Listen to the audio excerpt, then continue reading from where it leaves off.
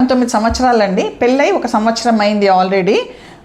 మేనరికం వివాహం అనమాట. సొంత తమ్ముని కూతురు కదా నీకు ఈ అమ్మాయి, తమ్ముని కూతురునే చేసుకునింది అనమాట. ఇప్పుడు ప్రాబ్లం ఏమనంటే చట్ట ప్రకారం 18 ఏళ్ళు పెళ్లి చేసుకోవడానికి సరిపోతుందండి. కానీ మనం ట్రీట్మెంట్ ఇవ్వాలా అంటే పిల్లల కోసము 21 సంవత్సరం వరకు ఆగాలన్నమాట. అది చాలాసార్లు నేను వీడియోస్ చేశాను, చెప్తూనే ఉంటాను అనమాట. కానీ పదే మళ్ళీ వస్తారనమాట. 18 ఏళ్ళకి పెళ్లి చేస్తారు, మేడం మా పిల్లలు పుట్టలేదు మేడం, సంవత్సరం అయింది అని. వీళ్ళ విషయంలో పిల్లల కోసం వచ్చారు. వీళ్ళు వచ్చినప్పుడు అంత రొటీన్ వర్కప్ చేశామన్నమాట. అంటే బేసిక్ వర్కప్ అన్నది చేశాము. వాళ్ళిద్దరికి సెమెన్ అనాలిసిస్ మినిమం టెస్ట్ చేశాము, స్కానింగ్ అదిను.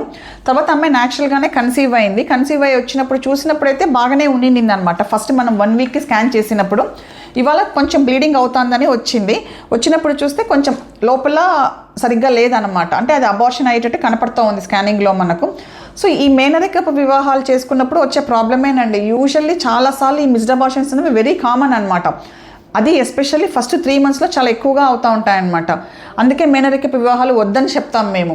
అదొకటి. అంటే మేనరికపు వివాహాలు చేసుకుంటేనే అబార్షన్స్ అవుతాయా మేడం అనేది కాదు, మామూలుగా కూడా అవుతాయి. బట్ ఇది ఉన్నప్పుడు రిస్క్ ఎక్కువ ఉంటుందన్నమాట వాళ్ళకు. ఇప్పుడైతే మనం ఏం చేయలేం కదా, ఇంక పెళ్లి చేసేసుకున్నావు కదా నువ్వు. సో నెక్స్ట్ టైం వచ్చినప్పుడు మనం చూద్దాం దాన్ని. ఇంకొక 1 వీక్ వెయిట్ చేద్దాము. 1 వీక్లో ఏమైనా గ్రోత్ ఉంటుందా, బ్లీడింగ్ ఏదైనా ఆగిపోతుందా అనేది చెక్ చేస్తాము. కాకపోతే అప్పుడు ఆలోచిద్దాం ఏం చేయాలా అనేసి 1 వీక్ తర్వాత. సరేనా?